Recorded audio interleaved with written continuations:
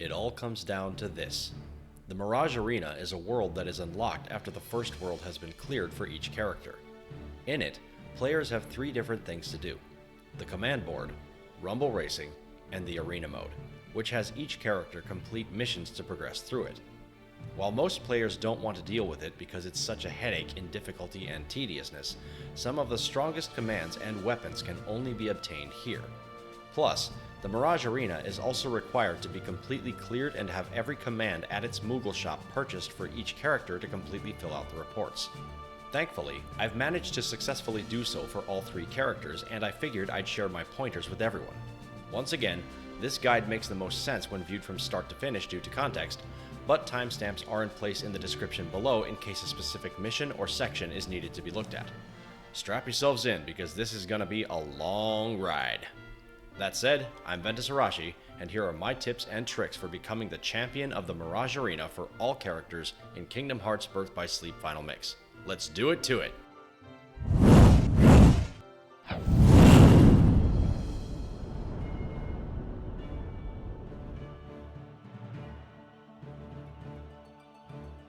Most of the guides I've made for Birth by Sleep have been to prepare players for the Mirage Arena. The abilities, command board, ultimate commands, finish commands, rumble racing, and even the prize pods guides have all been gearing towards this. Prior to starting the Mirage Arena's missions, as far as abilities are concerned, you are going to need all of them. The only abilities that I would say are not outright critical are Link Prize Plus and Blizzard Boost, but since you're getting the rest, you might as well get those done too. For commands, at minimum, you'll need each of the following for all 3 characters leveled up to their max: 2 Magnigas, 2 Thundagas, 8 Curagas, 4 Mind Squares or the Seeker Mines for Aqua, 2 Mega Flares, 8 Megalixirs or Mega Ethers just in case, a max level ultimate area of effect command like Quake, Faith, or Faraga Burst, and the Lightning Ray Shotlock and or the Prism Range Shotlock for Aqua. These commands may be subject to change for various missions later on once you unlock more powerful commands. Now, here are the things about your setup that should not change period, no matter how far along in the arena you get. For Terra, unequip Sonic Impact, as this will leave him open and vulnerable to damage. Also, if you tend to be a button masher, unequip any reprisal, reversal, or retaliatory commands like the Payback Raid, Payback Fang, etc., as this will cancel out the second chance and once more abilities and leave you open for damage if done improperly. Make sure Ven and Aqua have their standard dodge roll and cartwheel equipped respectively, so they have invincibility frames or iframes. All 3 should have either Surprise 2, the Heal Strike, Explosion, or their ultimate finish commands equipped, depending on preference. For defense, they should have the Renewal Block or Renewal Barrier equipped to help restore HP in a pinch. For equipment, use your current strongest Keyblades for both magic and attack power, because you will need every bit of help you can get. Each character should also be level 45 or higher in order for these strategies to really pay off. Radiant Garden's Reactor area, the Keyblade Graveyard's Twister Trench, and Neverland's Mermaid Lagoon areas are excellent level up spots with the Magniga Thundaga Mega Flare combo. One last thing to note, this is not a skill-based guide. This guide is done in a way to make the journey through the Mirage Arena as quick and effective as possible regardless of player ability. Arena levels are gained from progress. You start off at Arena Level 1 and end up at Arena Level 30. Leveling up is contingent on 4 things: how many arena medals you've collected over time, how many command board games you've won, how many rumble racing matches you've won, and how many missions you've completed. Winning 7 command board games will give you 4 arena levels. Now, initially, I was under the impression that you had to play every single command board individually from the Mirage Arena to get the levels, as evidenced by my command board guide. But it turns out that you can just play the Keyblade board from the arena and win 7 times and you're good to go. So my information is a bit antiquated, I apologize. Next is rumble racing.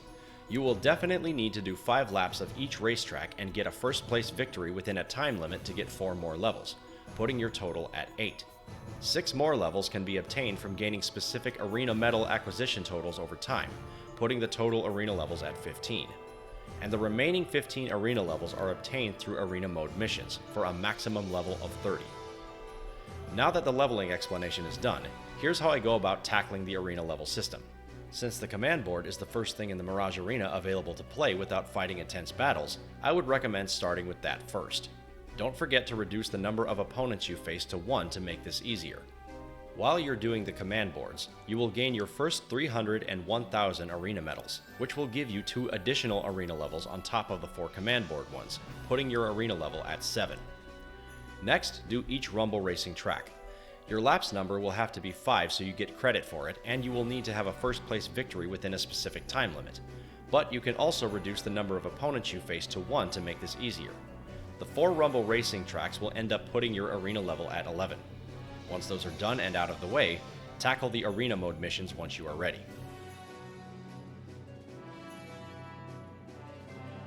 Now, as I stated before, levels are obtained from gaining specific total numbers of arena medals from the missions or minigames. Unfortunately, in order to completely fill out the reports, you will need to purchase all commands and items that are not in your inventory from the Moogle shop with these medals at least once. So you will definitely be redoing high-yield missions multiple times to speed both of these processes up.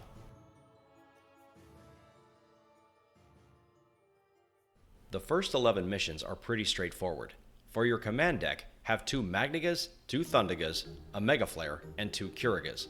Use the Magniga Thundiga Mega Flare combo to blast your way through wave after wave of enemy, and face off against the boss of each mission by spamming the Lightning Ray or Prism Rain Shotlocks as fast and as often as you can until the boss goes down. Also, while not required, completing the bonus objective for each mission grants additional arena medals. As you progress through the missions and gain more arena medals, you will gain more arena levels in addition to the mission-related ones, so be mindful of that. Also, in addition to the standard rewards received after completing missions, completing all the 1, 2, 3, and 4-star arena missions will unlock the Pawn, Knight, Queen, and King of the Arena trophies, respectively.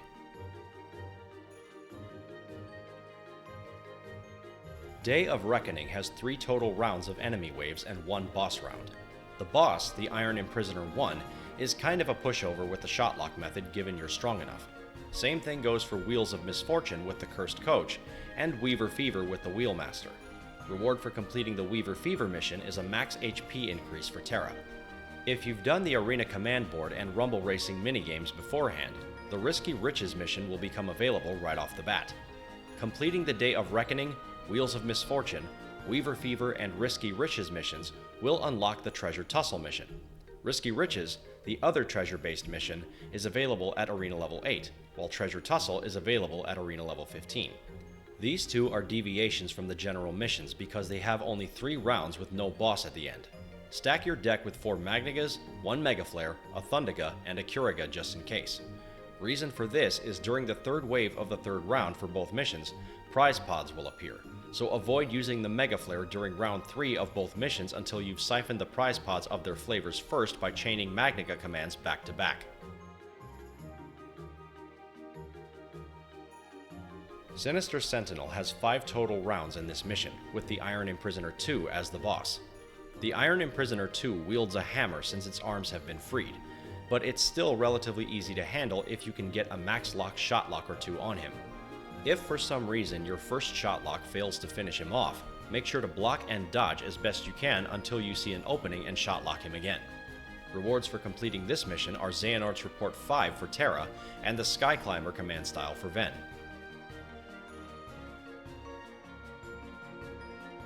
Dead Ringer has 5 total rounds in this mission, with the Mimic Master as the boss. This thing flies around the room while cloaked in fire to hurt the player, and shoots rotating beams of light and darkness as well. It also possesses the power to morph itself into an exact copy of the player, which uses dark attacks as well as the character's own. To avoid this outcome, keep your distance and use your shotlock to take it out before it can morph. Rewards for completing this mission are the Darkgnaw Keyblade for Terra, which sadly is one of the worst Keyblades he has in the game, and a max HP increase for Ven. Combined Threat has 6 total rounds in this mission, with the Trinity Armor as the boss. This thing functions exactly as it did in Radiant Garden during the game's story, so shotlock the living hell out of it to destroy its limbs, body, and head. Make sure to dodge and block its attacks when you can because its health pool is relatively high. Reward for completing this mission is the Sky Climber command style for Aqua. Harsh Punishment has 6 total rounds in this mission, with the Iron Imprisoner 3 as the boss. The Iron Imprisoner has its legs freed from its gibbet this time. As a result, it's faster and more aggressive, which increases the lower its health gets. There are 3 openings to get a full lock Shotlock on it. Immediately when it summons a cage from the ground, immediately after it emerges from the ground given you have enough distance, or if it's already far away. Do not hesitate. Keep your distance, dodge and block when you need, and shotlock it when you can, but don't get greedy. This boss onward is where the Damage Siphon ability, the Renewal Block or Barrier commands, and the Heal Strike Finish command really come in handy. A Time to Chill has 8 total rounds in this mission. This mission has every 4th round feature a boss. The first boss round is a tag team of Hades and Zack Fair, and the second is the Ice Colossus. For the first boss round, immediately target Zack Fair with a shotlock and get a full lock on him quickly before he gets a chance to hit you. Make sure you do this fast, because if he lands a hit on you first, it's over, even with the second chance and once more abilities equipped. Once Zack is down, focus on Hades. For the Ice Colossus, target its feet with the shotlock and ignore its head, as it functions exactly as it did in the game's story. Reward for completing this mission is a max HP increase for both Ven and Aqua. Copycat Crisis has 8 total rounds in this mission, with the Mimic Master as the boss. This version of the Mimic Master has a higher health pool, so you'll need to shotlock him multiple times to finish him off. Outside of that, he functions similarly to how he did in the Dead Ringer mission, so not a terribly difficult fight overall given you're strong enough. Reward for completing this mission is a max HP increase for Terra. Monster of the Sea is available right away without having to do anything. This mission is unorthodox because it requires you to finish off a horde of enemies in Monstro the Whale's stomach before he shoots you out onto a spit of land surrounded by exploding barrels and debris. The goal is to knock the barrels into Monstro, which will stun him. Once he's stunned, fly, air slide, or swim into his tongue and get a full shotlock or 2 on him to bring his health down. Once he recovers, he will keep antagonizing the character by sneezing waves, lunging at them, eating them and spitting them out, or smacking them with his tail or body. Once a certain time limit is up, he will swallow the character again and you rinse and repeat. For your command deck, use 2 Mega Flares to finish off the enemies in his stomach, and have 2 Curagas and an ultimate Area of Effect command for the rest of your slots for healing and chip damage. Don't use Magniga or Thundiga in his stomach this time, because that will activate the Blade Charge or Wing Blade command styles, which will cause problems with aiming the barrels at Monstro. Once you're outside, stun him to do major damage. After he's recovered, avoid his attacks, heal when you can, and knock barrels into him when you can as well to chip his health away. If you're strong enough and have the right command/gear, you can finish Monstro off in 1 round with 2 consecutive shotlocks. If not, just follow the strategy outlined above and you'll be fine. Reward for completing this mission is a mini command for Terra, Ven, and Aqua. Keepers of the Arena is unlocked at Arena level 20. This mission has 9 total rounds, with the 4th and 9th rounds featuring a boss. The first boss is the Iron Imprisoner 3, and the second, the Iron Imprisoner 4, which is much more aggressive and angry than its predecessor. The Iron Imprisoner 3 functions exactly as it did in the Harsh Punishment mission, but it's the Iron Imprisoner 4 you have to worry about. This is where it's necessary to change up the command deck slightly. Use a Magniga, a Thundiga, a Mega Flare, either 2 Mind Squares or Seeker Mines, and 2 Curagas. Shotlocks alone will more than likely not get the job done with the Iron Imprisoner 4, so the Mind Squares in between dodging will be your best bet of survival. His Hammer Spin mode is faster and more aggressive, so use the Mind Square or Seeker Mine in between dodging and healing to do chip damage. Keep your distance and dodge like crazy when he tries to suck you in for his explosion mode. And when he possesses the arena and sends tiles flying everywhere, spam dodge for your life until the phase is over. Remember, if you see him summon the cage, get a full shotlock on him quick before you get trapped. Keep on him, and eventually he'll go down. Rewards for completing this mission are the ultimate shotlocks for all 3 characters, Ultima Cannon for Terra, Multi-Vortex for Ven, and Light Bloom for Aqua. You will also unlock the Keepers of the Arena trophy. Villain's Vendetta is unlocked at Arena level 25. This mission is a gauntlet of almost every boss you've faced in the Mirage Arena so far. The Iron Imprisoner 1, Cursed Coach, Wheelmaster, Iron Imprisoner 2, Ice Colossus, Iron Imprisoner 3, Trinity Armor, and the Iron Imprisoner 4. There are no enemy rounds in this fight, only boss rounds, so you can ditch the Magniga, Thundiga, and Mega Flare commands. Instead, use Curagas, either the Mind Square or Seeker Mine, and either Mega Ethers or Mega Elixirs just in case. For Shotlocks, have Terra stick with the Lightning Ray while equipping the ultimate Shotlocks for Ven and Aqua. The strategies for taking out the bosses are identical to how they were in the previous missions. Only difference is, these bosses are stronger and have higher health pools. Just avoid their attacks when you can, refill your focus gauge when it runs out, and shotlock them again until they go down. Enough said. Reward for completing this mission is the Ultima Weapon Keyblade for Terra, Ven, and Aqua. Equip those Keyblades immediately. You will also unlock the Villain's Vendetta trophy. Now, it's at this point that you are likely going to have to rinse and repeat high medal yield missions in order to gain enough arena medals to unlock the final 2 missions. I personally recommend Monster of the Sea since it's quick and easy.